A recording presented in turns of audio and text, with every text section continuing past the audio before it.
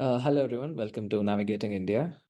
Today we have with us Professor Rahul Day from Azim Premji University to talk about his book, A History of Economic Policy in India, Crisis, Coalitions, and Contingency. Rahul, thank you so much for coming on the show. Thanks for inviting me, Rishi. I'm looking forward to talk about it. Yes, I think my first question, right? The key phrase that we are hearing a lot these days is economic history, right? So what is economic history and why we need to study it? Okay. So actually, that's an excellent point to start because that's one of the things I think is really lacking also in economics education today. So I think broadly, of course, economic history is anything which is historical. So if you're studying any period outside the contemporary, for our case, economic history maybe focuses more on how certain aspects of the economy have developed historically. And for most people, there are like 3-4 things like economic policies historically, how the economy in India has changed. Like which sectors are doing well, which professions are growing, and what are the unique economic problems that India faces, which could be, more so many people dependent on agriculture, income inequality. So broadly for me, economic history is looking at economic policy, dynamics of the economy, and economic problems specific to a particular country over a historical time period. And I think it's important because, probably today there's more information and news about the economy than ever before, just because there's so much digital media and there's so many different channels, outlets of news. But almost most of the media is not so informed about history. So a lot of views and opinions are very based in the contemporary or based on what's been happening in the last 5-10 years. And that's why it's uninformed in some aspects. And that's why I think history is important because a lot of the opinions are polarizing and influencing. And when you put it in historical context, certain things, I think, and as we talk, seem very different than if you just look at it from a contemporary lens. Like something right now might not seem as important, but probably would if you look at historically and vice versa. So how did you get interested in economic history? So what were your early readings that has influenced you, and how did you get into this field? So I think honestly, I had a very different story. I was an economics student, but economics education has generally been very quant focused.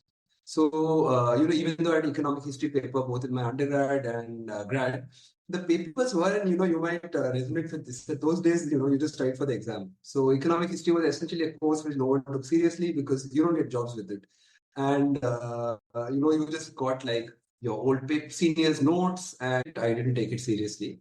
And I had more of an interest in history rather than economic history. As I was doing my masters and PhD, I used to read a lot about other kinds of history. And one of the things that we weren't exposed in school, but I found is we studied a lot of political history in India. But there's so many different histories you can find. So cultural history, social histories, even history of very specific things, like you can find a history of, let's say, films. And economic history, really, I started doing much more research. Because, in my PhD, I was looking at India historically. But two, when I started teaching students, I found that a lot of history resonates with students. And when you're teaching, it helps you sort of give much more broader view. So really, I got into economic history both because I was teaching an Indian economic course, and later I taught a world economic history course. And most of the history I learned was while teaching, and didn't really do it. I mean, I didn't do it so seriously when I was in college. You think so much about what helps you get a job that you don't understand, how a lot of things help you in maybe making a broader sense of the world. So what are some of the earlier readings that you have done which has influenced you in this field? So I two parts. Okay, so one is I think that a lot of economic history is a little more technical, or a little more tedious to read, and I think for most people, immersion into history, there are a lot of authors of history who write in a much more popular form. That might be a better way of introducing. So one book or one writer that really stood out for me always was Eric Hobsbawm. And the reason I kind of came across it is because the reading was in my UG economic history course. It's just that at that time I didn't take him very seriously. And his way of writing, and he writes mostly British and European history. His way of writing is like a novel. So when you're reading it, you're sort of exposed to characters and places, and it's very resonant.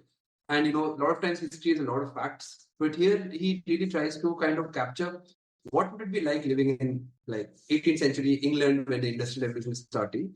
And similarly, there are a lot of times actually novels are a very good introduction to history. Just because part of understanding history is historical consciousness, which is that your ability to think for people who were living back home. What was life like? What was the world like? What was what were the kind of problems people were facing? And there are a lot of novels across. I think the one novel that really sort of made me think of history was this book called "100 Years of Solitude" by a South American writer called Gabriel Marquez, and it's fictional, but it's kind of a story of a village which over 100 years become modernized. And then within economics, so Osborne is a good place to start. There are some really nice history work around the Industrial Revolution. I think what's interesting is they all have very different ideologies, explanation for why the Industrial Revolution happened in England. So if anyone wants to start from that debate, it's a very interesting one. And you have, like Hobsbawm was a more Marxist. You have Robert Allen, who was more of an empirical historian. You have a couple of very controversial historians at that time. So there's Pomeranz, there's a South Asian historian called Parthasarathy. And then I think reading the history of colonialism and economic history in India is also, I think, a good place to start, just because all of us have been exposed to it in our history in school. So the two sort of very well-known names are Tirthankar Roy, who's probably one of the best published on economic history, and then the two others I use a lot is Aditya Mukherjee and Amir Bakshi. And all of them both are like, you have really long histories, like over 100 years, and you have very specific histories of like, let's say, a particular time period. So you can kind of pick what's your own interest. Okay, so now I think entering into your book, right? The title of your book is interesting, right? Where you use 3 C's to talk about economic policy: the crisis, coalitions, and contingency. Can you reflect a little bit on it? Okay. So I think I'll give a little bit of a taste of it, but I think for someone to feel, understand it, I think you'll have to read the work a bit.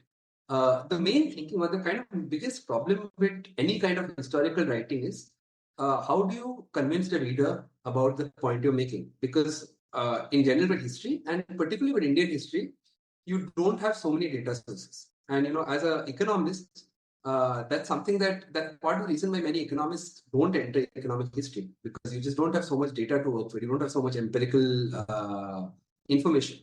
So when you're studying history, you can see broad trends. But if you want to make any kind of argument, like something like why even like why did British colonialism have this particular kind of impact on India, you have to find the way of making a convincing explanation. And invariably, because there is not enough data, empirical facts, and even if you look at historical records, till about the mid 19th century, India did not have very good historical records, mostly not even in an accessible language. So when you explain something, it has to do with both your rhetoric and how intuitionally the reader understands it.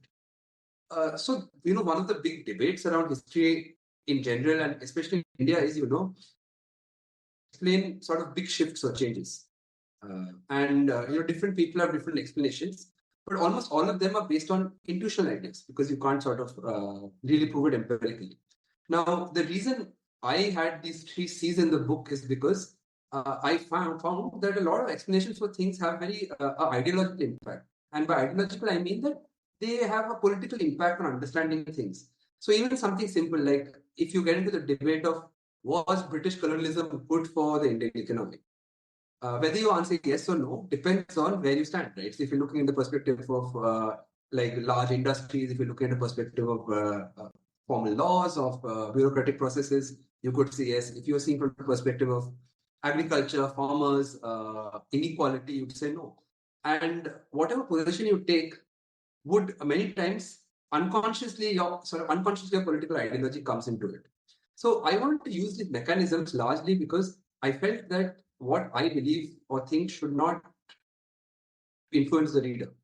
And these 3 C's are kind of different theoretical mechanisms to explain change, which is not dependent on these two big ideas, which is either a historical change happened because of a person's personality. So like, Nehru did this because this was Nehru's background, Indira. Or two, which is kind of another common explanation, is that this was wrong or this was a failure. So this happened because there was a failure of government. And both these, I think, are very easy explanations for things, but are very hard to prove. And I use these different mechanisms because they're kind of slightly different and probably a little more complicated explanation of why certain big changes happen. And as we talk, maybe I'll give you some more illustrations to convince you and the listener about this. I think you already touched upon what I want to ask you next, which is the story of the colonial economy, right? How you start your book is, right? In one of the papers that I have read earlier, right, how colonial India made modern British, written by Aditya Mukherjee, whom we have just quoted. He brings out the stats in his paper that between 1500 to 1700, the India share in the global GDP is 24.4%, and by 1950, it is reduced to 4.2%. And during the last decades of British colonial rule, our per capita GDP is almost negative, right? So there is a linear story of colonialism in India, the drain theory, and they have destroyed the Indian industry. So is there something else to the colonial, right? How they have shaped our industry? So I'll tell you a bit about my story, but I think a couple of things. So, I'm not an economic historian. So economic historian has very different kind of training, like you have to learn how to access archives and navigate them. So I haven't done original research in economic history. And the main reason why this chapter was there was because I felt like if you start explaining India at the eve of independence, you have to know what happened before. What were they reacting to? So my chapter was largely a summary of some of the broad arguments. Maybe one place where I was actually different from some of the other economic historians was I made a much more global history. So I feel a lot of Indian history starts on the British came to India, they colonized India, then this impact. But I thought if you take a more macro picture, the question is, why did they come to India? Right? And given that there was almost no history between India and Europe before that time period. And two is that India wasn't the India we know now. So back then, India was not a nation. Like there were the Mughals were there, and there were some large princely states, but there was no such thing as a this Indian national economy. That is, you don't even find information that there was trade happening all across. So the slight different or addition to the story I've given from what others have written is that one is that if you have to understand colonial India, you have to understand how it fit into what was going on in Britain. And most people study the Industrial Revolution, but not many people understand how that's linked to India or why India played such an important part. So part of the story of colonialism was how Industrial Revolution in UK and all its trade links around the world, which is they were getting cotton from America, they were trading to China, to the Middle East, to Africa. How India fit into all of this, and the drain theory is correct, but it's a simplification saying that resources are drained from India and used. The question is what resources, why, and the big difference of understanding is that it's true, India provided a lot of valuable resources, but what the British did was they changed the structure of the economy to suit their own production fleet. So, we have these stories, right, about how Indian farmers were forced to grow things which they didn't have a demand for. So, earlier it was opium, indigo, and there were famines, so hunger in many places, but we were producing for a global market. And that's the impact of the British. It was not just taking resources, it changed the structure of the economy, what people produced, how were they sold, who were the different classes involved in it. And that one part to colonialism, which is important to understand, the problems that India inherits. And the second part is that if you look at a large time period, which is the trickier part of economic history, there are 2-3 major things that happen in India, which is highly connected to what's happening around the world. So you see a big shift when the British Crown comes into India after the 1857 revolt. You see big shifts happening after 1914, World War starts, after 1930 Great Depression. And I kind of keep looking at global history to explain what's happening in India. It's one frame, but for me, it's important because I feel economic history, that part of the story has not been very available to a lay reader or someone who's not informed, which is that a lot of things that happened in India the form was specific to India, but the larger processes were happening around the globe. And economic history in India under colonialism is actually a global history because, Indian goods were being sold around the world, Indian labor was going and working around the world, capital from other places was coming and being invested in India. Indian economic policies were very connected to what was happening in Britain. And I think that's just the key, maybe, thing that stands out in my chapter on colonial economic history, as opposed to I think there are many, many good works on colonial economic history. So, okay, so we are integrated with the global economy and we are interacting with how the British is also performing the World War One, Great Depression, and World War Two, right? Would you like to reflect a little bit upon it?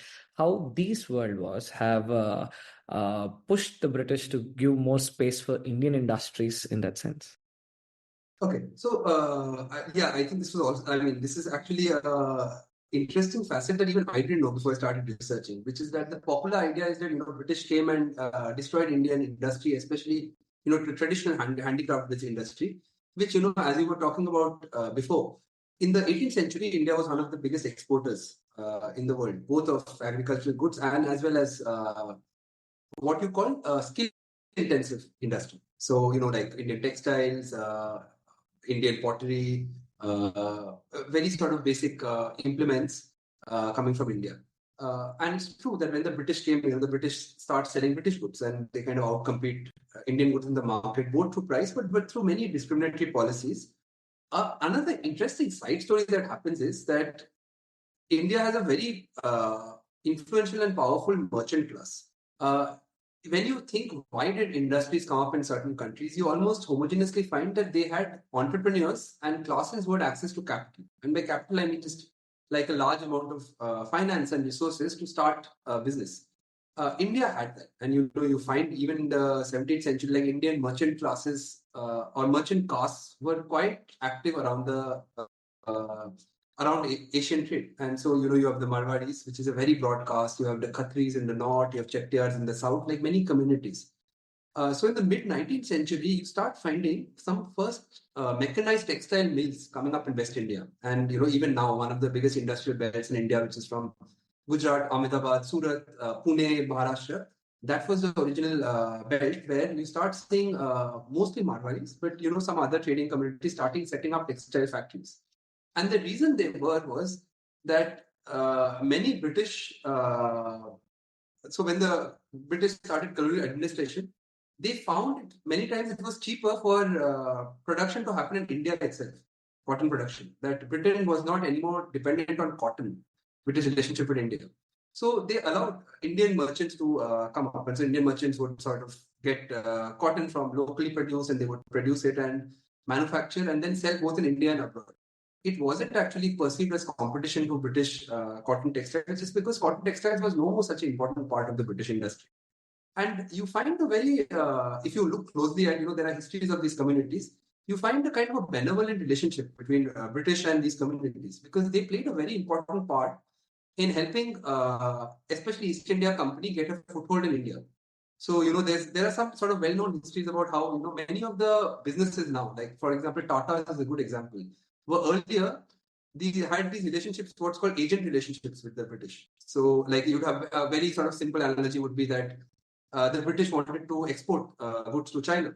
So, these merchant classes would procure it from the rural hinterland, transport it to the ports, and then sell it as auctions to different British ships. And because the British did not know the language, did not understand the currency, did not have know-how, they would be happy to have sort of auction and bid for this, and because they knew they would make a big profit outside.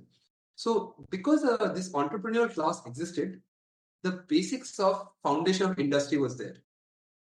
And you start finding through the 19th century, different small factories opening, mainly in textiles, but you find a little more of other things here and there. The big shift, however, happens is, and I don't know the whole history, but the Tatas in the early 20th century built the first steel manufacturing factory. And when around the eve of First World War, when the requirement of when Indian railways had been developed and there was a high requirement of iron and steel in India to build railways, to build other industries.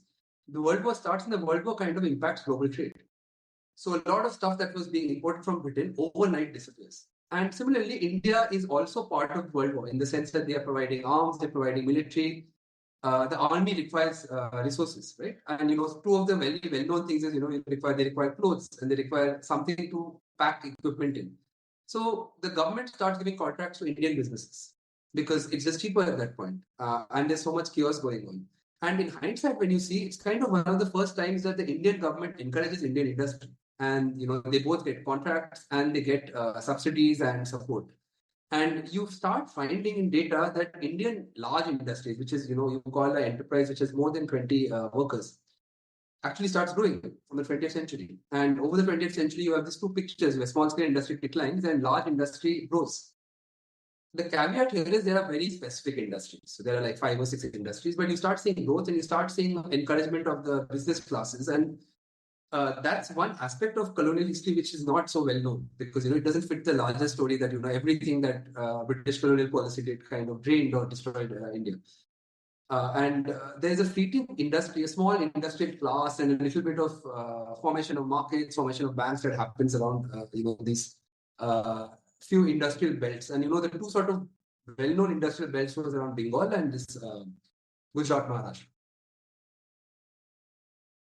So, what kind of an impact these big industrial houses had on the Indian economy, like when at the eve of independence, right? Yeah.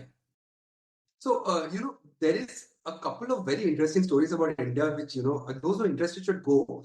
Many of our Indian freedom fighters that we think of, the Nehru, Patel, Gandhi, you only see them in sense of, how they sort of got the masses into the Indian freedom struggle. And, the politics of how did they engage the British government? How did they over time manage to both ease their administration, eventually get independence? What's not so well documented, but there is some interesting works, is that they had a big influence on the business classes in India. And, one of the strengths of Gandhi and Patel was that they were highly respected in the business communities. And the reason this is important is because, as I was telling you, Indian business communities had benefited from, or at least those who had come up with industries in the 20th century had benefited from colonial rule. They both got contracts, and they got access to technology. They got access to capital. So from their perspective, British colonialism may not have been bad. And the important role that some freedom fighters is to convince these businesses to support the Indian freedom struggle, even though it might be counterintuitive to their own interests. And there was almost an unspoken, I think, part of it where these Indian business houses felt like they could influence the economy after India became independent. And that's why you have a lot of support, especially after 1930s. A lot of the funding for Indian National Congress are all private donors. And, like Sardar Patel was one of his primary functions was because he could raise a lot of funding for the political work.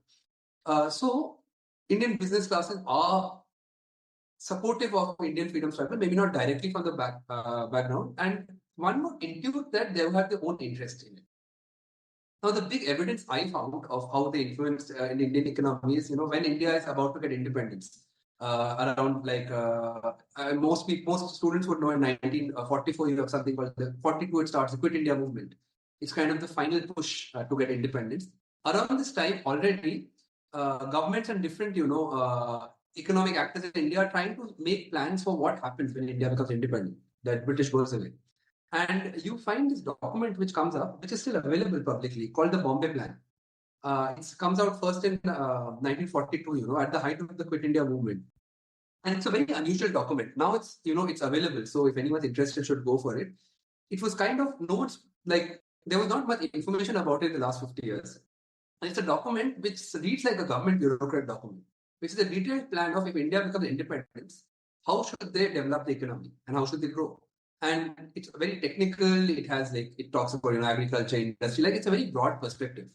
But the interesting thing is when you see who signed it, it's all signed by the biggest business houses in India. So you have the Birlas, you have the Tatas, you have Shriram, and it's authored by this sort of well-known economist who's also involved with the Tatas, which is John Mackay.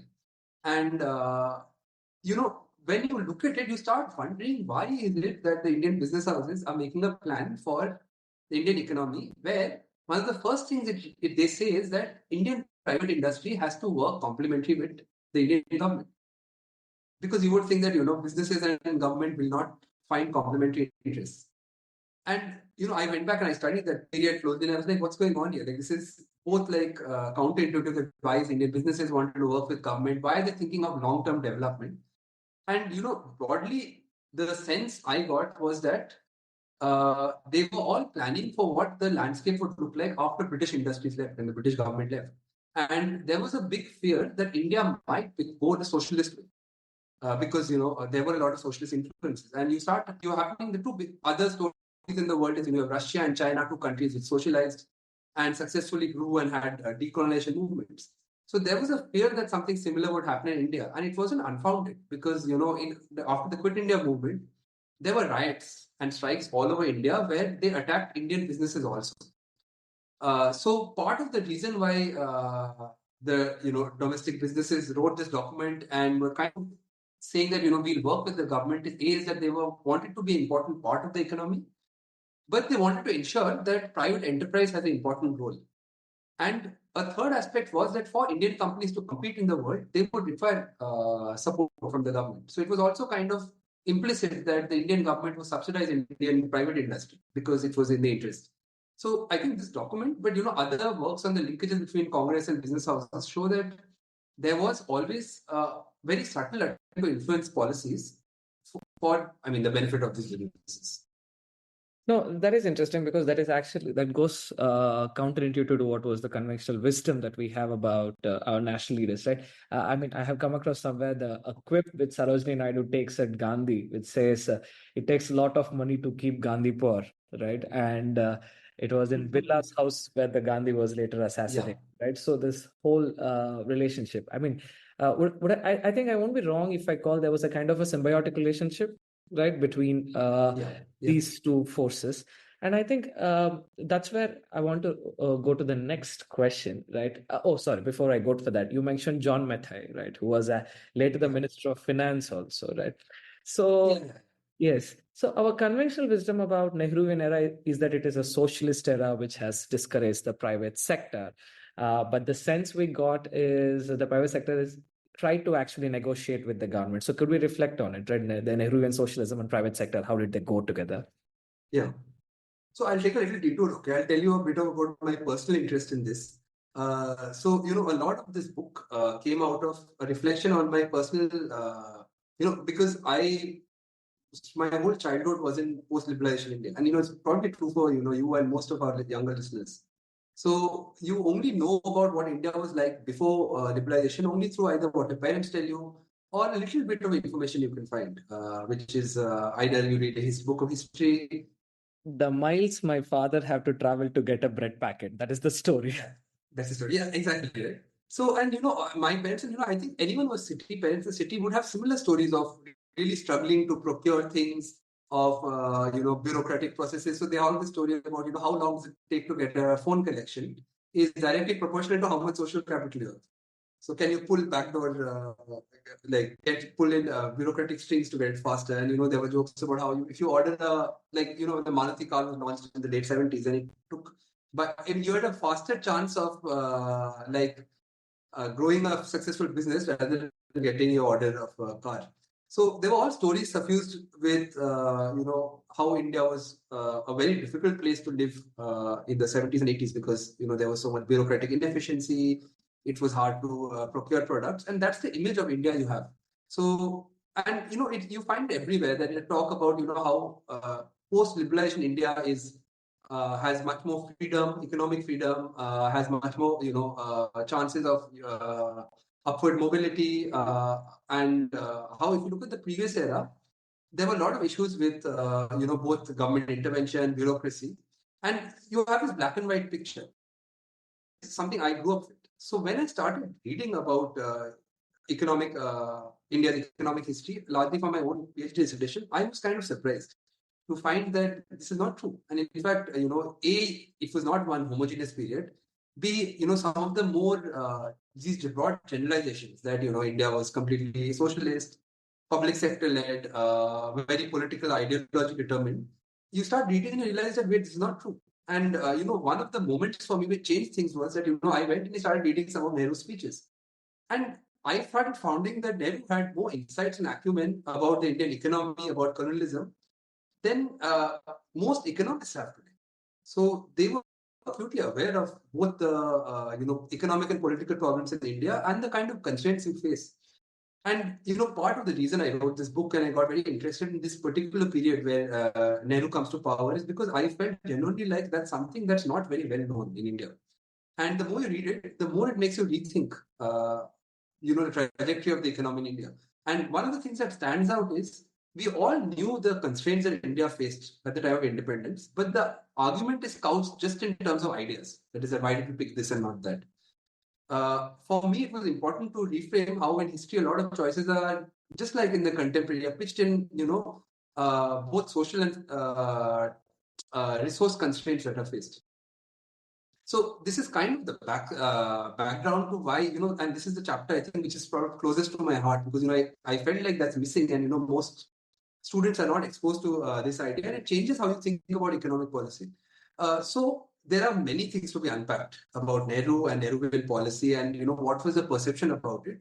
But I'll just say two sort of interesting facts maybe that might help our story move along. So one is you find pretty strong evidence that Congress was in close dialogue with different economic actors. So both with large industrial houses, smaller trader, merchant classes, trade unions, as well as some of these larger peasant-based organizations, political organizations based in rural area, and all of them had a voice just because India became a representative democracy. So, when Congress was first government was formed in 1950, they were pretty clear that you have to have policies which address different classes because they're the voting public. So, so this is important because whenever you're looking at Indian policies, speeches, things you have to remember, a lot of the things we read is written to influence the public. They're not objective or transparent documents. And you have to always keep that in mind that what you're reading, it's not necessarily the full truth. It's something that's being presented. So in today's world, it's easier because, we read a lot of political manifestos and speeches as political advertisements, right? None of us looks at the manifestos of parties in this election as that's what they will do. It's more like advertising for what we would like to do, right? And also sort of giving signals to different, sections of the Indian population that will help you this way. So if you go back and start looking at those documents, you start realizing that what they said and what was going on may not be the same. So just because you're saying we are socialist or we are making policies for the masses, it's not necessarily true. And how would you know what exactly is happening? The three ways I use, and I'm saying this is because a strength of any work on history is the ability to use whatever data or sources you have and present them to support the arguments you're making. So you have some data from India at that time, but not a lot. Okay, databases are much better evolved later on. But the two interesting things you find is, you find a huge amount of public documents, which are both written for the public, like the newspaper reports, speeches, but a lot of internal documents. So you can get sort of access, committee meeting minutes that Congress was happening, parliamentary debate. So now you have all Lok Sabha, Rajya Sabha, all the discussions. When a policy comes to the parliament and then it's sent back to, let's say, a working group, they write a white paper about it. So you can read all that and you can get a sense of what's going on behind the scenes. And that kind of helps reconstruct, why certain things were said publicly, but something else was happening in the policy. And you find that a lot of Congress rhetoric is suffused by Gandhian and socialist principles. And that's because the Indian masses have all been part of the Indian freedom struggle because of the influence of socialist leaders and Gandhian leaders. So that rhetoric is important. But throughout, Nehruvian policy is focused on making India an independent country in the world. He was very cognizant, or the government was very cognizant, that the world economy, being politically independent is not the same as being economically independent. You can be a politically independent country and still be dependent on Britain, on US, on Russia.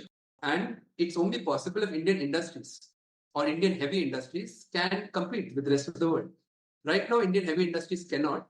So the government has to complement and support to build. So the Nehruvian government is sort of doing these two things. A, you have to develop the economy, which is very resource poor and can't compete in the globe. And two, you have a huge amount of population who are would be alienated by these kind of policies. So we have to do this, but we have to tell people something else. And that's the frame with which I went back and looked at Nehruvian policy. Why did they do what they did? And why was the rhetoric like this? And when you look back and you understand, you see they are very shrewd politicians to understand, public opinion. I mean, back then, think of it. There's no data. It's India has just become independent. And, I think through the freedom struggle, they kind of knew how to keep the public to go along with their policies, but also they understood economics, the economy, what is required. And so you have very focused policies under Nehru, which is helping build up a heavy industrial base in India at the cost of agriculture, at the cost of redistributive policies, and at the cost of most of the masses of the country, but also being able to keep political power through both his influence of his personality and the influence of Congress. I think I want to you to reflect a little bit more on this, which is okay. So as you have mentioned, there is a clear gap between the speeches and the rhetoric which the government is putting forward and the reality that is happening. One major factor people will pick up to criticize the Nehruvian era is the whole planning mechanism, right? So many people poking jokes on it, right? Which says, oh, if you have 2 cows, you can produce 5 gunny bags of paddy, right? The whole planning as a mechanism in it. So how do you look at the planning? So was it the reality or was it the text? Is it a part of a strategy? So I'm saying that was the question I went in with. When I went in with this question, I found that what we mean by planning is not one thing. And the reason for this is you find that today almost all economies are either directly or broadly market economies. That means they're driven by prices and by the market mechanism. Right? What gets produced, how much it gets produced, who produces them, who profits. If you look at the world post 1930s, and I'm saying post 1930s because the whole global economy has been impacted by World War One, by the Great Depression, and is moving closely to another world war. And you find almost all the rich countries in the globe, mainly Europe, have all been damaged by both the impact of World War and the Great Depression. So they all, and you find one of the first examples of planning in the Western developed countries. So, in France, in England, in America, they have what is broadly planning, which is the government has made a set of policies to restart the economy and is directly sort of involved in creating employment and creating infrastructure spending in restarting the economy. So this idea that planning is something that happens in socialist leftist economies, that in itself is, I think, a restrictive understanding. When you look at also planning, you find many versions of planning, right? So most people think you have either planning or markets. But what you find is that there are some countries, like Russia is a good example where almost planning mechanism was completely controlling. But in most countries, you have planning in some industries, and in some industries you have markets, and you have a kind of relationship, a symbiotic relationship. This changes from economy to economy, but broadly around the 40s and 50s, almost every country in the world has a form of planning. And if you look at some of the biggest economies today, like South Korea, Japan, China, France, Germany, even America, they all had what from today's standards would be highly planned economies. And the reason was the same. That is that every country was facing a resource crunch because of the world. So planning was not like it is today, a polarizing term. A version of planning existed everywhere. What India did, and which I think is worth studying in itself, is they kind of went and studied planning in different countries. And you have evidence of Indian economists, of people in the planning commission visiting countries. So we know, for example, there was a well-known Tamil economist, J.C. Kumarappa. He was part of the planning commission. He was a trained economist. He goes to Russia and he goes for many conferences and interacts. And you find evidence like this, and they came back and they sort of consulted other business leaders, banks, to make up their plans. And the specific form of planning in India was probably closer to what's happening in South Korea or Japan rather than what happened in China and Russia. So a lot of people think, planning, socialism failed in Russia, failed in China, that's what happened in India. But Indian planning wasn't. And the main two reasons was that private industry had a very big part of the plans. If you look at, let's say, steel, iron and steel, the Indian government was providing subsidized transportation, subsidized imports, and subsidizing infrastructure to encourage private iron and steel producers. So this idea that planning was completely public is untrue in India. And two, in all the socialist countries, they were all dictatorships. So, the best example is South Korea, but you find equivalent in Japan also, where when government bureaucrats make plans, and plans are usually like this, like let's say you have a industry, like you're a shipping industry or your iron and steel industry, you're given kind of this year you have to produce so much, and your production output will be allocated to this industry. Your raw material will come from this industry. This is the price that you have to buy your raw material. This is the price that you have to sell. Everything is planned. But it's contingent on being able to produce the output expected of it. So that's why the government is supporting you by giving you many kind of subsidies. But let's say you weren't able to produce your output. That has a knock-on effect on everybody, right? So if there's not enough power, or there's not enough roads, it will have impact. So an authoritarian government can punish you. And for example, in South Korea, you found that the government would fine or even threaten nationalization of companies which couldn't finish the output. Indian planning had no such mechanism. So let's say, I'm an enterprise and I don't follow the government plans. They can't punish you legally. What they can do is maybe you might have, the plans might change and you might be affected that way. But there's no legal path.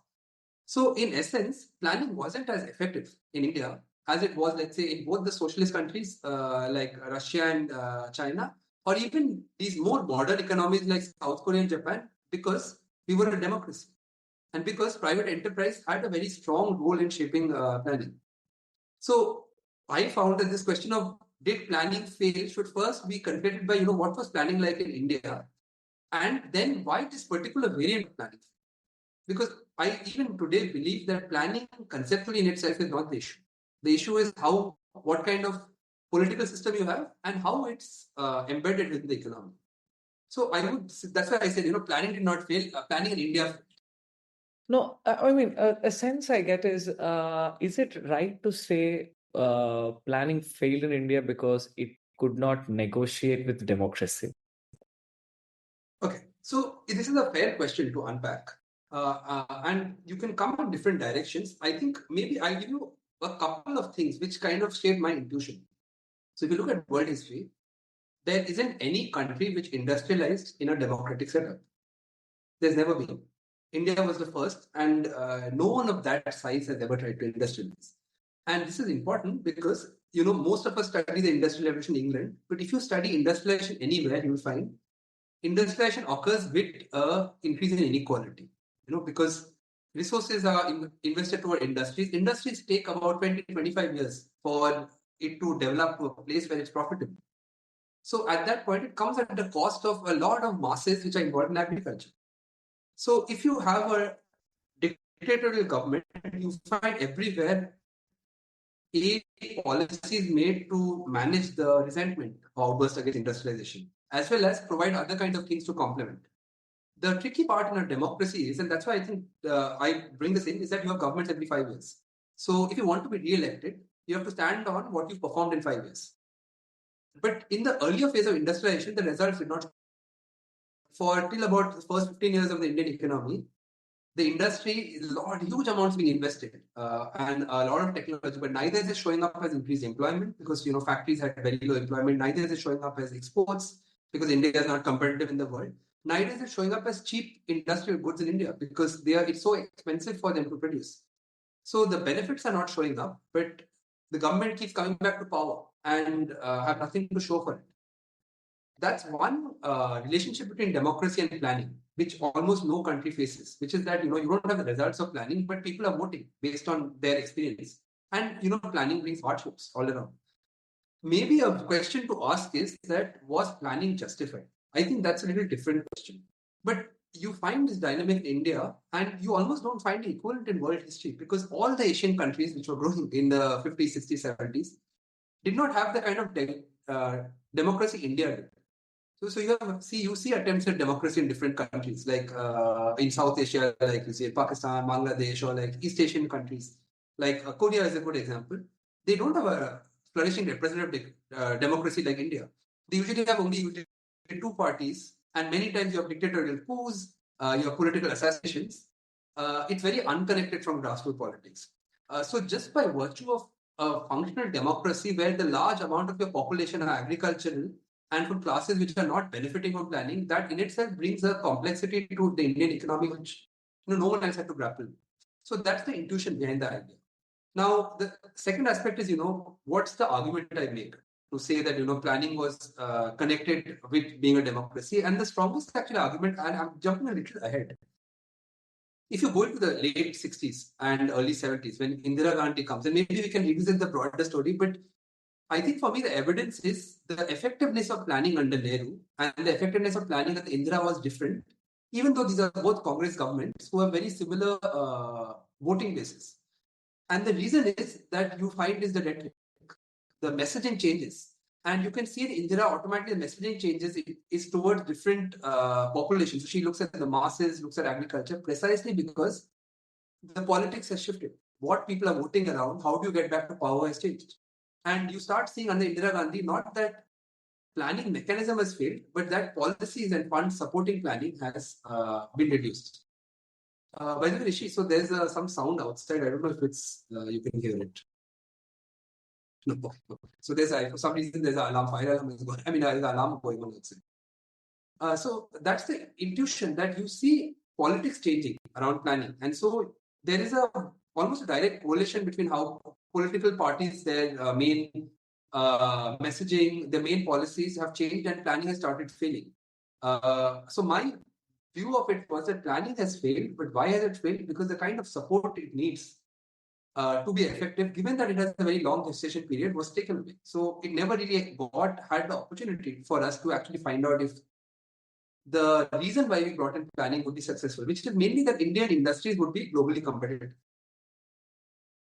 I mean, one more question I want to ask when you're talking about the Nehruvian era is the decline or focus on agriculture, right? Despite it employing 3/4 of people, there's a little focus on it, which turns out to be a crisis immediately after the death of Nehru, right? And what happened after that. So how do we see this whole scenario? I want you to reflect on Green Revolution also. Okay, so maybe I'll take this idea just to talk about crisis. So, I frame crisis as an explanatory device for why, big shifts happen. And, when you study economics, crisis is thought of as something has gone wrong in the economy. So you have a crisis because there was a failure of some point. I approach crisis slightly differently. So I kind of borrow from Marxist writers who say that if you look at long history of any capitalist economy, you find regular crisis. So if you look at English history, if you look at European history, you find every 25 to 30 years, there's a crisis. Then crisis is not unnatural. In fact, it's one of the most natural occurrences. Then, there's a theory which shows how every cycle of growth is followed by a cycle of recession and a crisis. And you have a new cycle of growth. So, Marxists theorize that crisis is an important part of capitalist growth cycles. That happens because economies have to develop. That is, new technologies have to come out, and new technologies, new products, new markets only get created when a crisis happens. And a crisis invariably happens because the previous cycle of investment of industries has led to its limits. So a very simple way of it is that, automobile industries started growing in America in the early 20th century.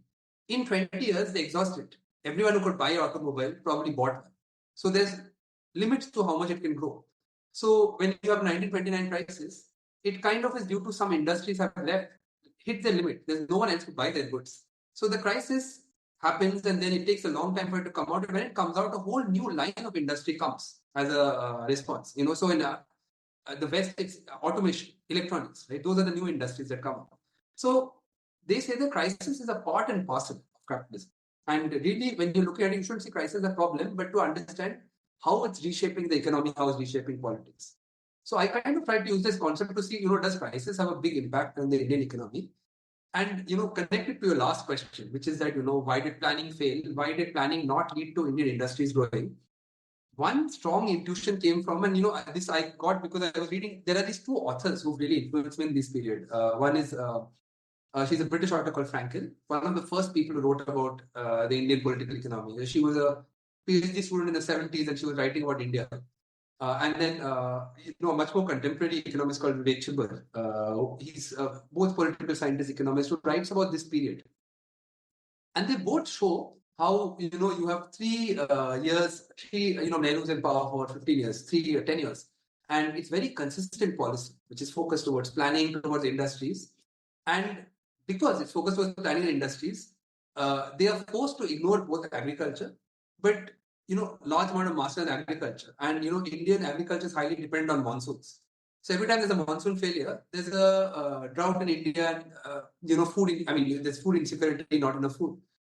So how does the government tackle this problem? Because we've invested all our resources in industries. So a lot of food in India, subsidized food, comes to aid, and most people don't think about it, but a large proportion of aid comes from America. So, the two biggest aid in India comes from Russia and America. And, this is intuitive, it makes intuitive sense because India was non-aligned. And both these were the strongest powers in the Cold War, and they wanted to have an influence in India. So both these countries are giving aid, and America is giving a very unique form of aid. It's called the PL 480 aid, which is that America is a surplus wheat producing nation. So the aid is in the form of wheat. And, we think of aid as money being given, but actually what it is wheat is being sold to India at a highly subsidized price and a large quantity. And all the food shortages that happens in India is compensated by subsidized wheat provided through the PDS system. So how Nehruvian government tackles lack of agricultural growth and food insecurity is very important. Now, I'll tell you why this becomes important. So, India keeps having monsoon failures, and they keep sort of getting aid and solving it. And then you have this 2 years of droughts in 1965 and 66. And, you keep finding this when you study history, that when something goes wrong, a lot of things go wrong. And for some reason, in 1965, 66, 64, these years, there are a bunch of things happening in India which are independent. 62, we've already had a war with China, which we've lost, and a huge amount of resources have been spent on this.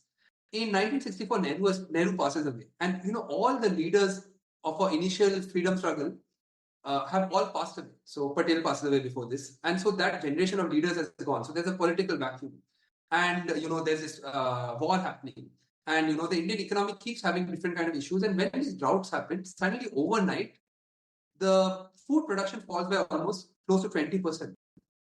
And the immediate solution for India is let's import, let's get aid, food stock. But at this crucial time, and I haven't written so much about this book, but those who know American history know that in the mid 60s, America was going in this militant mode where they were it's well known for the Vietnam War, but they were being more aggressive around the world. So at this time, they don't come in with the aid that India requires at this crucial juncture. And if you look back, there's no evidence directly for why they don't. You can only kind of reconstruct. And one of the best reconstruction that Frankel does, which is useful. She actually looks at diplomatic messages even from the Indian embassy in the US and India, because Indira Gandhi actually visits the US at that time to personally ask the prime minister to give aid. And they don't say anything, but America places waiting game where they want India to negotiate with them for the aid, because they know at this point India is having a huge crisis. What instead India does is, because they're very strongly, independence is very strong, they don't want to negotiate with America, they instead pivot and change their policies to address the situation. And the policy that they bring in is one which is well known as the Green Revolution policy. It's kind of funny because that was not what the policy was called. That's how actually the media dubbed the phenomenon, which is increase in wheat. Actually, what Green Revolution policy, and let me just give one sort of a little bit of backstory, because I think this story is a very good evidence for why, I would say that planning failed, not because of failures in the concepts of planning, but more the institutions that you require, both economic and social political, were not able to support or cope with the needs of planning. And I'm not saying whether it's right or wrong. I'm just saying it wasn't able to. And one of the strongest evidence is that till 65, resources in India was invested in industry through planning. It wasn't invested in, let's say, agriculture. And after 65, this new policy came in, which was to encourage agricultural production. And so all the resources which were going towards industries were suddenly brought towards agriculture. The two well-known one was that of wheat. That's a story most people know. It was found in Mexico. And then in order for those seeds to be used in India, they had to provide all other kinds of technology which is not traditionally used in Indian agriculture, like fertilizers, ways of improving the soil quality through using different chemicals. You also required investment in regular water supply because you depend on rainwater. So suddenly, you have to electrify places, you have to build connections with, you have to build water tanks, you have to build connections. But lastly, Indian farmers have to be convinced to bring this new technology because this is very different from the traditional mode of agriculture. So what the government has to do is it has to subsidize farmers to introduce this technology. So a whole bunch of resources which are going towards industries in 3 years is reallocated to agriculture. So even though planning exists, even though the industrial policy exists, the resources required for it to work have been shifted by the same government which started the previous plans. So I was interested in why did such a huge shift happen? What explains it? Did the government change their political ideology? Did the world change?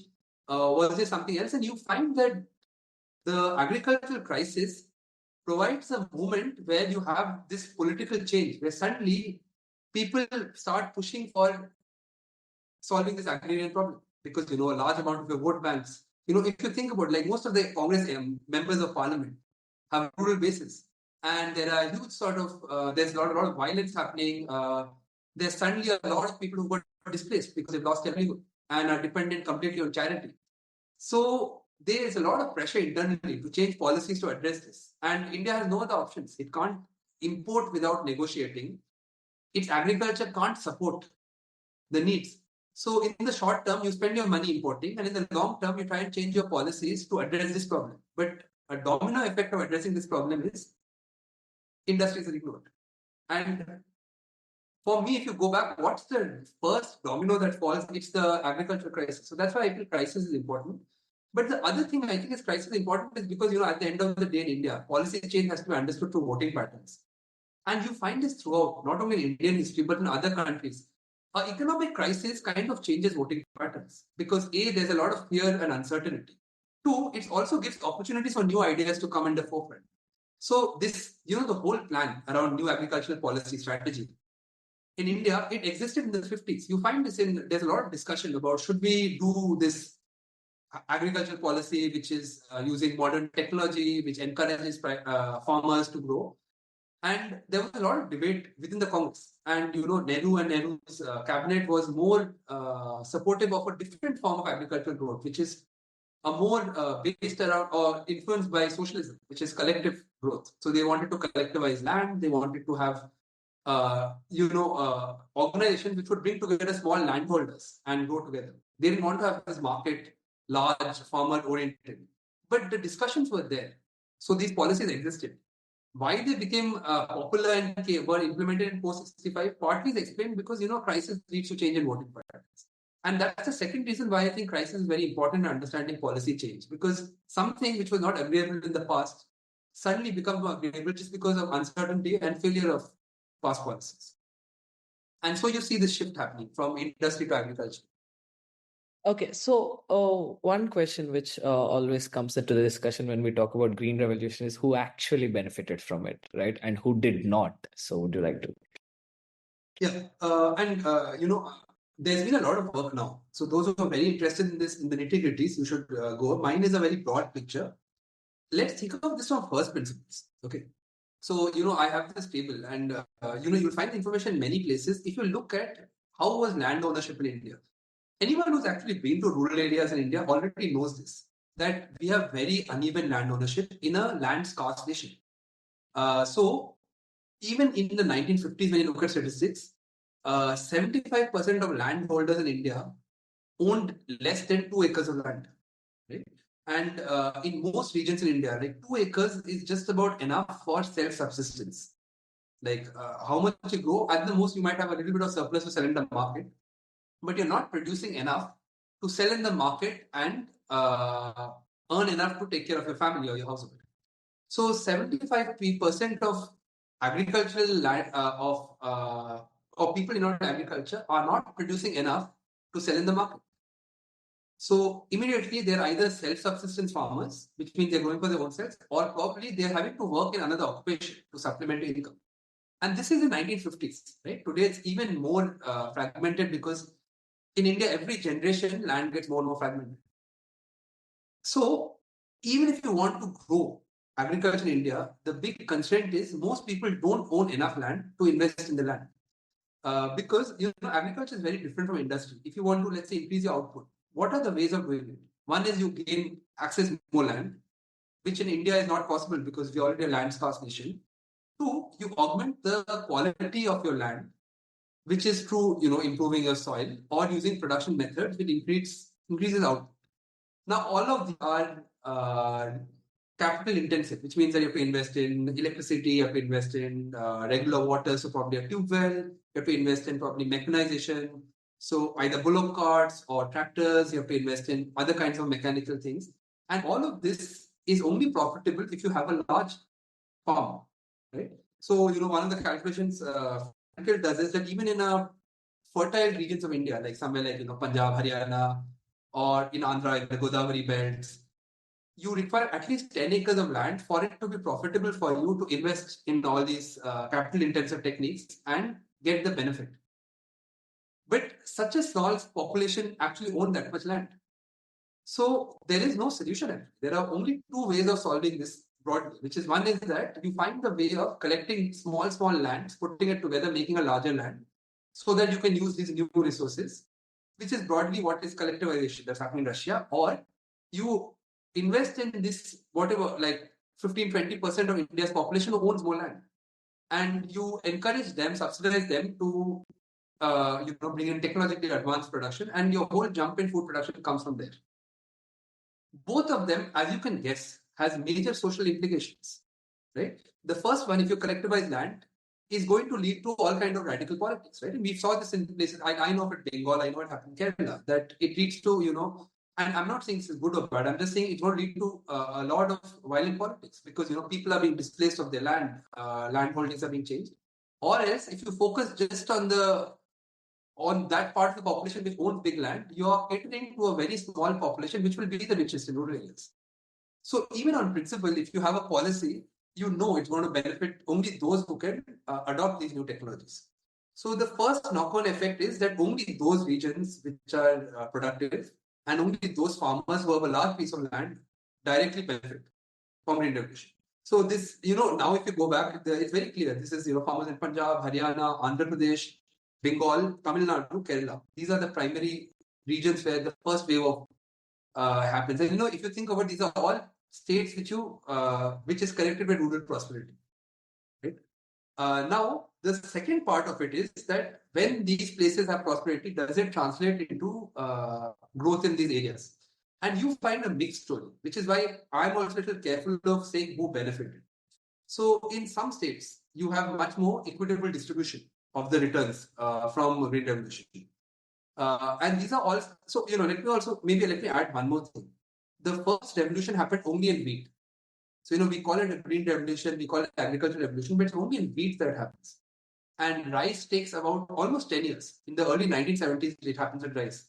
And with most other crops, it actually does not happen.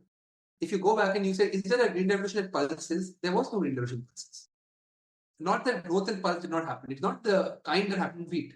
So when you look at what is the impact of high wheat production, you find two large beneficiaries, aside from those farmers who grew it, which is it impacted local politics in some area. So you start finding in some states, Haryana is a very good example, where a class of farmers who own a lot of land but are not politically important. And that's because they are mostly from backward communities. So they are not the people who are the political leaders, but they really prosper from this green revolution. So you have a class of what we put as backward communities of farmers in Haryana who in one generation became prosperous and generated a lot of capital. And the knock-on benefit you start finding is that you find across the 1970s local regional parties competing with the Congress. So, like the one that comes most to my mind is TDP in Andhra, the Telugu Desam Party. And you find equivalent parties in other parts of India. And these parties were challenging Congress.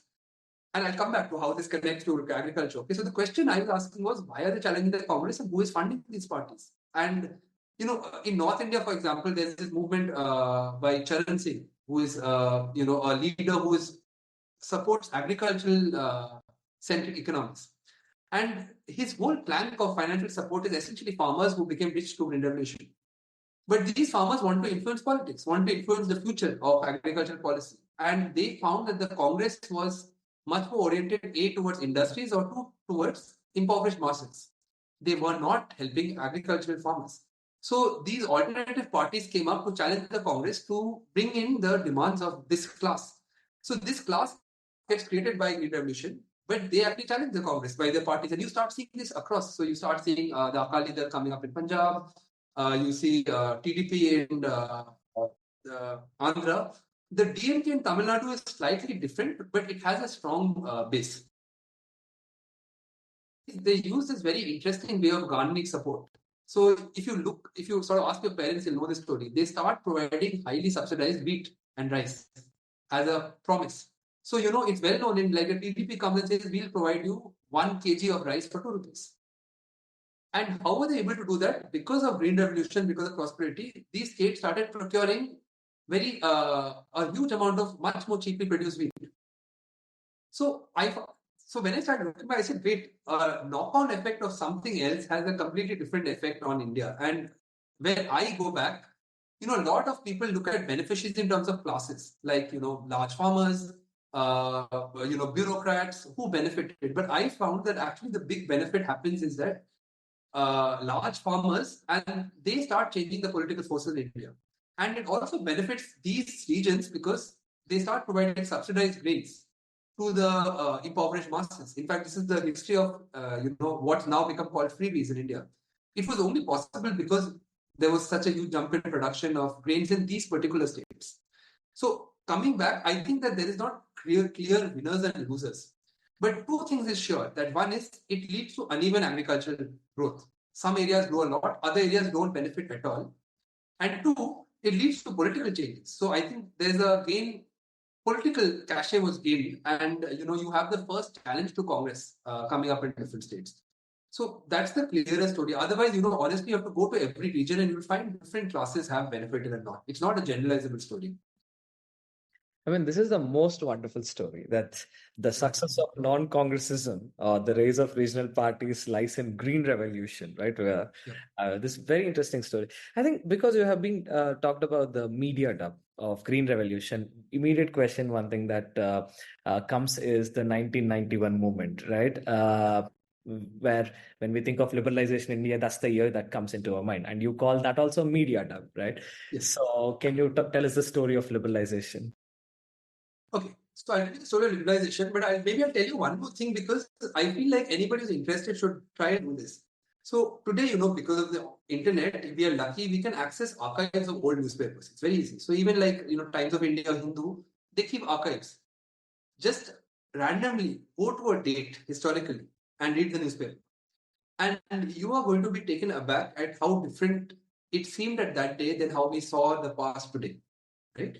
So if I was reading a newspaper in 1975 about the emergency happening, what was coming in the newspaper is very different from how we look back.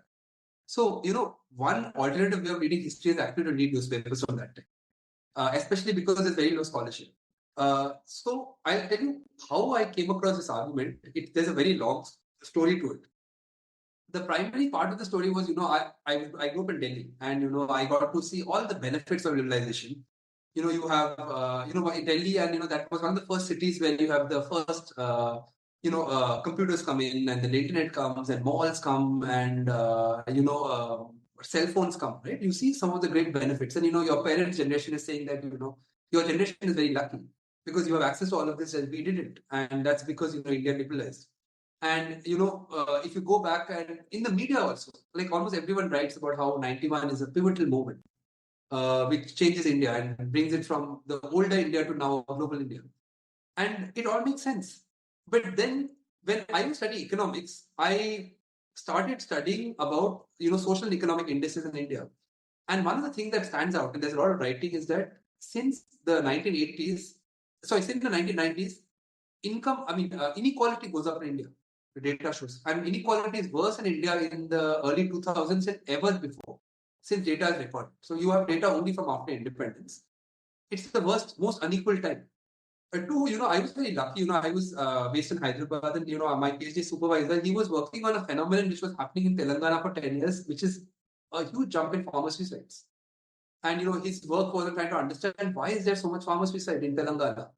And he used to talk to us about when you go to rural areas in Andhra Pradesh, how you can see there's almost none of the prosperity we talk about in Hyderabad. None of it shows up in agricultural areas. In fact, he used to say, everyone is leaving farming, coming to the city to work.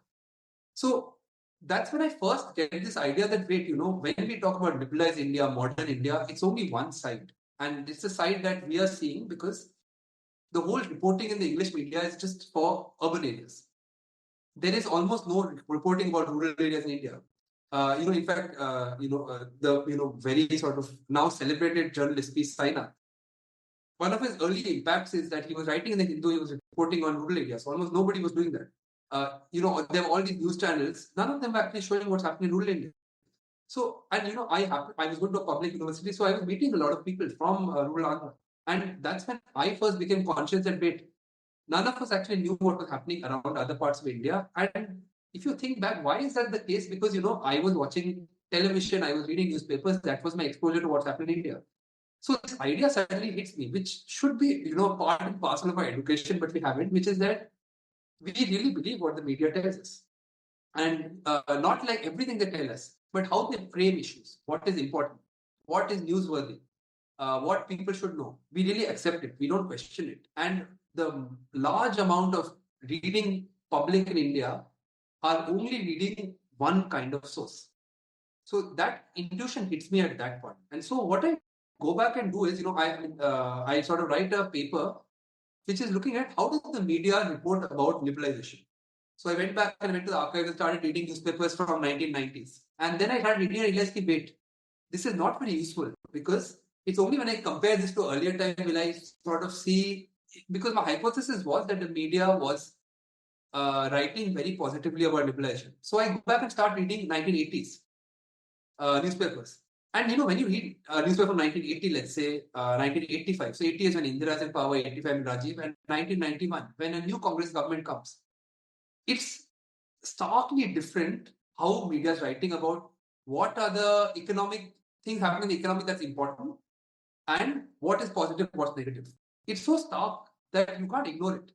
I'll tell you one of the starkest things that came about. So in 1985, you have a new Rajiv Gandhi government, and VP Singh is finance minister. And the day VP Singh gives the budget, you look at his quotes after the budget, and all the budget quotes are that we still believe in socialism. We want to work towards poverty, reducing poverty. We are sticking to our Nehruvian ideals. If you look at the budget, though, it's very unusual that taxes have been decreased, corporate taxes have been decreased, imports have been improved, duties have been decreased. Some of the things you thought, or some of the earliest liberalizations happened in the budget. But when VP Singh is talking to media, he's not talking about any of this. Now you jump to 91, and Manmohan Singh is the finance minister, and Manmohan Singh is coming the paper, and he's giving completely different soundbites. That today India can compete with the best in the world. We are trying to change the Indian economy to be more oriented towards private enterprise and the needs of consumers. Along with these articles, when you read other articles in the paper, you start finding support. So in 91, you have for example, industrialists like, Rusi Modi was a spokesperson for Tata, or someone who's from one of these, from World Bank. There's a quote by Professor Kellogg, which is a management school. And they're all talking about how India is changing. If you go to the 80s, none of these people are being quoted. So you can very clearly see that how the newspaper presents the budget is very different. And that's when I got my first insight that, wait, you can't depend on newspapers. You have to go and look at the budget documents, look at policy documents to see, what's happening. And, it's been recorded. I'm not it's been recorded by Atul Kohli, who's a, very well-known political scientist in India. He writes about it very long back, about how, you have a lot of liberalization policies in the 80s itself. But you find no mention in the public, that is in the manifesto of the media. So when I went back, I confirmed this, that you have liberalization policy in the 80s, there's very little in the media. And then in 91, suddenly the rhetoric changes. And it only changes in the English newspapers. When I went and read Dainik Jagran, there's no writing about this. So that's when the first idea for me came that, look, how something is presented and what's actually happening might not have any connection. And to understand the connection, you have to understand what's happening politically. So I'll just broadly give my thesis, okay? Because I don't want to sort of get into a lot of information. It's just a very exciting period for me, and I have a lot of stories. The primary thing that I discovered is that if you look at media reports, there's been a stark change. But if you look at policy changes, there is no big changes that are happening in 91. Even when Manmohan Singh comes and makes his new budget, which is now a very watershed moment, and you look at media, you look at what are the policy changes that happened in 91, what are the liberalization that happened, and it's very small and towards very specific parts of the industry. So tax rates aren't really changed. Uh, there is a lot of delicensing is done, which is that you require government permissions before, now you don't, but it doesn't have any direct impact because at the end of the day, the people controlling the licensing process is the same. So, even if the government has made an announcement, for industrialists going and trying to get licenses to produce things, you're meeting the same bureaucrats, the same corrupt people, the same complicated paperwork. So, the policy change has not translated into any major change in bureaucratic mechanisms. And if you look through from 1995, which is when the Congress government, there are 3-4 major changes which are in very specific industries. So, you have privatization in banks, you have reduction in custom duties. Some industries start privatizing. So, the one which we know is telecommunication, insurance, but the large economy is still the same. And if you go to the 80s, you start finding that many of the changes that we talked about liberalization actually already happened, which is many parts of the licensing planning regime were already dismantled in the 80s. It just wasn't advertised. So this is why I sort of commit my thesis that look, 91 can only be explained if there was a political reason. It can't be explained through economic reason because the changes have already happened in the 80s, and in the 90s you don't see these big changes. Two, if you look at the Indian economy, in the 80s already private industry starts growing, private investment starts growing, exports start growing. Some of the things you connect with liberalization already happened in the 80s.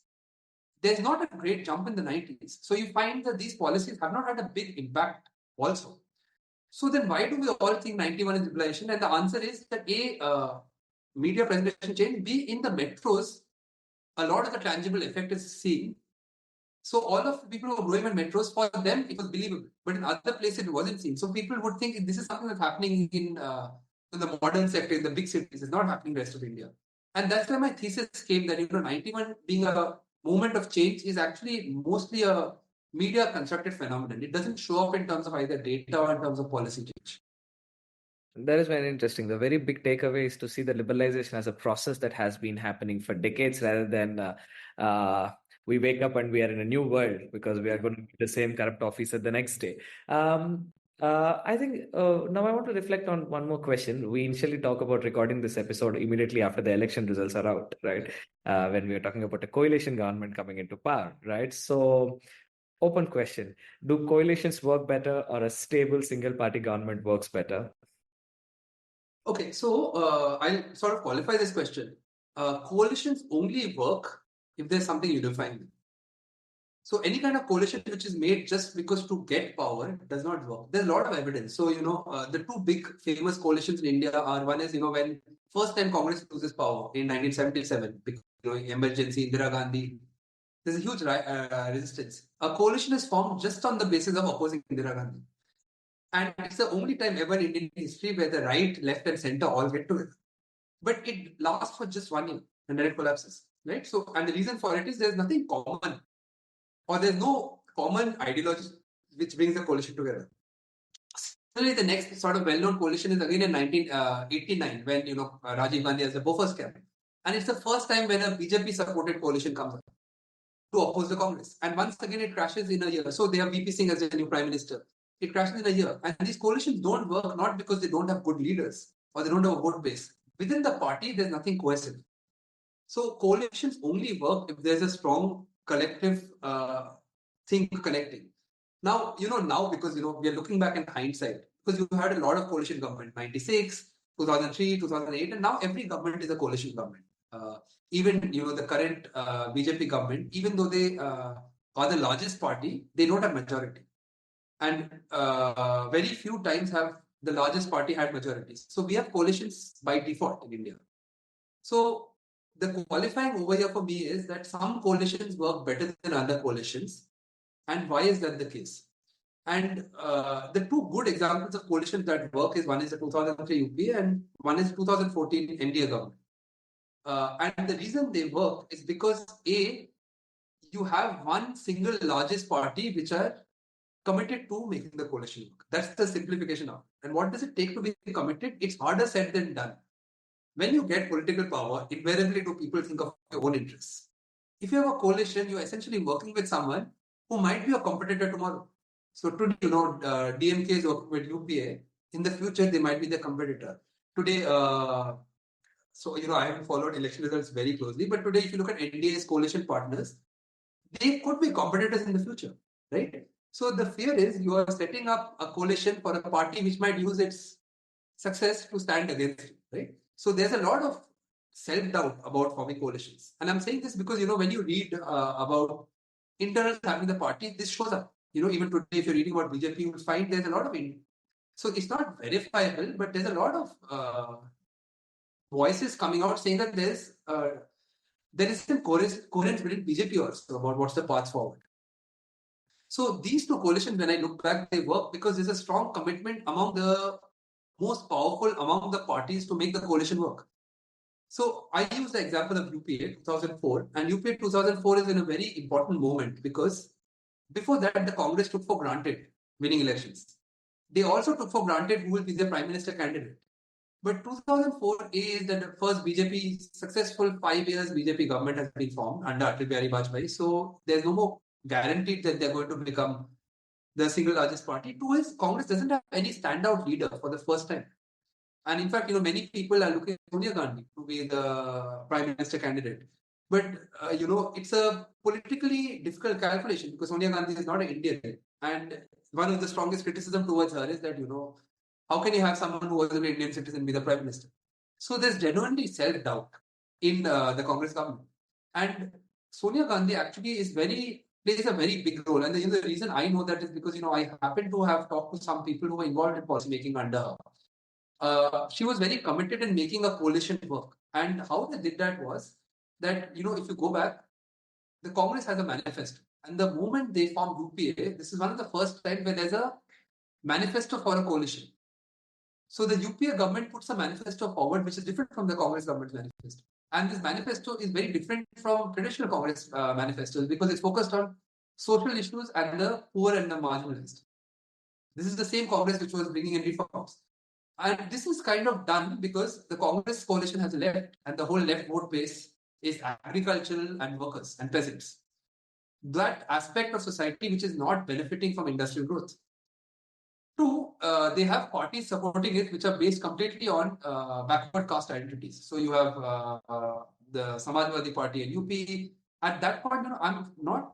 I think DMK was also, I think, part of this coalition, which had largely a sort of a backward community vote bank. So a lot of the part of the UPA rhetoric was towards these rural agriculture poor masses. That was their first commitment to coalition. Secondly, Sonia Gandhi, the biggest problem with coalitions is that when it comes down to who gets what cabinet seat, who has how much say, it's very variable. So when the government was formed, maybe they got support. But when policies are coming out, different policies might be supported or not supported by internal parties. So you have all this internal conflict. How did Sonia go around this conflict? She formed an independent organization within the UPA coalition, which was called NAS, which is the NAC, the National Advisory Council. This was neither a legislative body, neither a government body. This was an independent body formed by, they got, people who were economists, journalists, bureaucrats, like all kinds of people, but unspoken were people who represented the interests of the other coalition partners. Right? So you have social organizations from Andhra, social organizations from Maharashtra, who had people who were, so for example, Aruna Roy, who is well known later as someone who worked for MG and RTI, Right to Information, was a part of this committee. Harsh Mandar was a part of this committee. These were not traditional Congress supporters. So when she brought in these people and made them draft some of the early, so they were intrinsically involved in the RTI, MNREG. It kind of supports other coalition members that all policies will not be made by just Congress leaders and Congress interests, that you're going to bring other people to be part of the dialogue and people who have a very strong social credential. These were not just, political lackeys. These were people who had actually a history of doing activist work. So these two things, I think, was important in making that coalition successful, which is that it was not just in wording, but actually institutional changes to ensure the coalition work. And so I'm taking UPA 2004 because UPA 2004 does something very unusual, right? This is a government coming on the back of two successful reform governments. So the early 91 Congress government under Narasimha Rao, and then the 97 BJP government under Atal Bihari Vajpayee were both governments which were very openly bringing in liberalization policies. And that was a big part of their political rhetoric. The 2004 UPA government brings in two radical policies, which is the right to information and the Rural Employment Guarantee Act. These two are actually not challenges industries, challenges private enterprise, challenges modern sectors, because they're empowering people who are not in these industries. So it's counterintuitive to the kind of policies and rhetoric of the previous governments. And they successfully bring these two policies because many times policies come and they're unsuccessful. Like the Farm Bill with the NDA, it not get support, and they successfully bring it in because they are able to bring all their coalition partners in the process. And that's why I think UPA 2003-4 was probably a really good example of a coalition that worked. 2008 UPA government is an example of why the same government coalition might not work. Because when you look at UPA 2008, a lot of the policies don't come through, which they were trying to bring in. So they're trying to bring in a Food Security Act. They're actually trying to bring in what later becomes Aadhaar. Many people don't remember. The first UIDA, this sort of universal identity card, came in by the UPA. What we now think of as direct beneficiary transfer, which is what NDA does, right? They directly are giving money to poor people. The UPA tried to bring it in. They weren't successful. And the reason was that the second coalition, the Congress was stronger. It didn't require the coalition so much. So they didn't bring in some of the institutional mechanism, and it wasn't so successful. Many of the social policies did not come in, or the ones that came in, like the Forest Reserve Act, the Forest Rights Act, or Right to Food Act. It wasn't so successful. So the same government has like more successful, less successful coalition, and you can probably extend this to look at NDA governments. Even look at the current BJP government. A lot of the policy successes is dependent how well the coalition works. And it's a new variable which you don't find in many countries which have either bi-party systems or don't have a representative democracy, have other forms of democracy, or don't have a democracy at all. So would it be right to say economic policies in India will work better if the government of the government tries to build upon what has been done in the past rather than trying to break out completely and innovate? So what are you using? Yeah. No, so okay, let me put this sort of disclaimer here because I think anyone working on policy should know there is no objective way of telling what will happen in the future. Right? So let's take an example of the 29 India government. They had no idea that there would be this huge COVID crisis, lockdown, and a complete fall in the economy. So there is no such thing as best policy, I would say. This is not a disclaimer because you don't know what the future will be like. All policy in India tries to do two things, which is try to anticipate what will happen in the future and also win elections, right? So you have these two things happening throughout where your policies depend on the election cycle. If you're at the end of the election cycle, they are much more populist policies. If you're in the early part of the election cycle, they're much more idealistic policies, right? Two is unexpected things happen. So policies pivot, right? So this is why I say crisis is important because crisis is essentially something unexpected happening. So there's no generalizable answer for me, right? That's one aspect. But the second aspect is we know policy making is an institutional process. How do policy made? It's conceived somewhere, usually in academic circles, in bureaucratic circles, in people working directly in the field. Because who are the best people to advise on policy? Those who are studying long-term trends. So, for example, our huge bureaucratic class, which includes our IAS officers, Indian Revenue Service officers, Indian Economic Service officers, even though we think of them as corrupt, they are probably at the front line of actually knowing what's happening in different parts of India. Then our second grade, which is, there are different organizations which are working with issues. So, wherever you go, you find organizations working with education, working with women's rights, working with tribal rights. These are the people who are at the ground level who know what's happening. What are the big changes happening, right? Even, someone like us who are academics, we are dependent on either people's academic work or data. Data in India comes out once in 5 or 10 years. So we are not prudent to what's going on. So every policy mechanism should have a way of actually tapping into the people who are working directly in the field, which is, your administrative, people in primary research or people working in organizations. How well this information flows determines how informed the policy making is. And this always, good policies are ones which have had stakeholders part of the dialogue. Right to information is such a good policy because those activists who were working with bringing down corruption were the ones who were in the forefront. That's, I think, point A of any policy working well. Point B is when policies are made, and if you study a life cycle of policy, it's very fascinating. I've been following this one policy for a very long time, which will be of interest to many people, which have gone through so many changes, which is the digital, I'm forgetting. There's one policy about privacy, the digital media. Forgetting what the policy is called. It's gone through so many changes that now the policy now is almost unrecognizable from before. And what it shows is that a policy can be made, and then every draft of it is presented to within the party, in the Lok Sabha, in the Rajya Sabha, to the media. It keeps getting changed based on the feedback, and this process can lead to very different policies being implemented to what was made. So the farm bill that was actually conceptualized and actually implemented were two completely different things. So the second part is from the original drafting to the final version, what's the mechanism through which this policy is being drafted? And you'll find that political parties are successful in pushing through policies based on what kind of support they have and how they drum up support. And that's, I think, where coalitions and other political parties come into play, which is, what's the final version which is acceptable. And that can influence things a lot. So, something like the Farm Bill, which has some sound economic rationale, but which immediately impacted very strong political stakeholders, agricultural lobbies, especially in states like Punjab, which are very strong agricultural lobbies. And so it was shelved. Or like, this bill, which is the Citizen, Digital Right Bill, how, Indian Indian citizens are reacting and how digital companies reacting is very different. So I will take a very easy answer out, but I'm saying this because, that's important.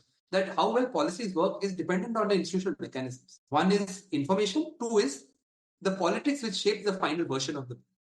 And this is essentially comes down to how the political action, right? How our political parties negotiate all these people, bring them in, the institutional mechanisms.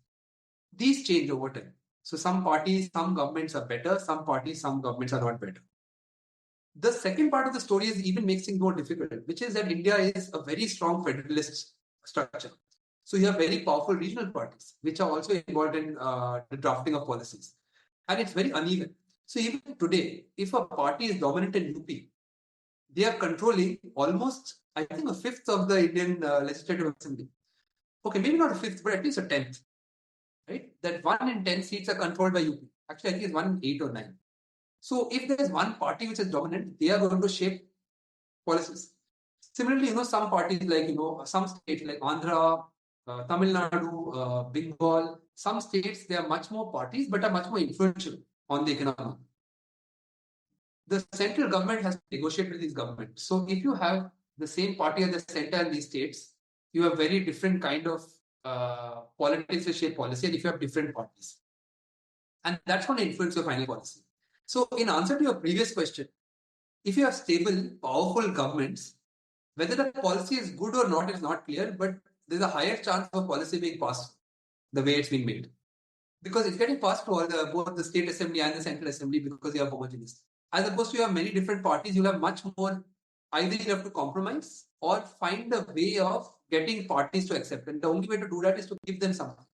So, okay, you say yes to this and I'll give you something else to support you. So I think the final verdict is that stable, strong governments is good just for having consistent policies. However, how good the policy depends on the institutional mechanisms through which they're drafted. And I would say these are both different variables, which is why policies fail so commonly. Because any one of these two might not work out. And it might not be intent, or it might not be the economic principles of the policy, but just the politics that shape what the final version is. And I want to ask my last question, right? So, what are some advices that you will give for the students who are studying economic policies? Oh yeah. So, one is, my book and, my being a teacher, I think I'll probably the same for you. A lot of us got into teaching primarily because, you want to build more political consciousness in the country. And the only way it's possible is if you have, students or people who are actively engaging with policies but are being informed from multiple sources. So I tell students that look, you should follow something closely, but always read multiple sources. So like you're reading people in the media, read books or academic books, and then directly go and check sources. So like look at data, look at people working with data, or have people like this written something, done podcast. Try and get yourself immersed into different kinds of writing. And the important common thing is, people across the ideological spectrum. Unfortunately, how social media today works, and this is something people should know, is that, when you have a social media account, the algorithm will push things towards you which are in agreement to your perspective. That's how the mechanism works. So if you like social media posts by someone, similar social media thinkers will come. And, you don't realize it, but you're reading one perspective. And, many of these perspectives are polarizing. They're making you dislike the other perspective. So students should, even if they don't like, and this is a very important skill, even if you don't like someone, even if you don't like someone's viewpoints, you should read it and then yourself decide why you disagree or why you criticize, instead of depending on someone else's criticism. Two, you should try and expose yourself to writing which is informed by data. It's very easy to read something and get convinced and not really look at what is the data. Is it reliable? Is it extensive? And this will give you a broad view. And I tell students, like, don't agree with me, don't agree with Rishi. Make your own opinions. Listen to us, listen to others, and then come up with your own opinion. Talk with each other, post things, engage with people outside. And really, I think that's the best advice for students, that, today you actually have access. If you look back at how, when we were students, we didn't. You only had access, if you were in a university, you had access to a library. And it was a very early stage of the internet. You couldn't access all this. Most journals were closed for you. There wasn't so much information. Today, you have too much access, I think. And so, be informed and expose yourself to different perspectives, and then come up with independent ideas. I think that's probably the best service you can do, to contribute to the political discourse in the country. Rahul Dev, thank you so much. It was a pleasure talking to you. Yeah, thanks a lot, Rishi. And I'm sort of very grateful that you've sort of read my work and let me speak so long, but also that you're introducing to your students. And for me as an author, I think the more people who actually teach my work, even if you criticize, that's, I think, is the most sort of satisfying or most sort of encouraging thing for me. So, thanks a lot both for inviting as well as engaging with my book. Thank you so much, Rahul.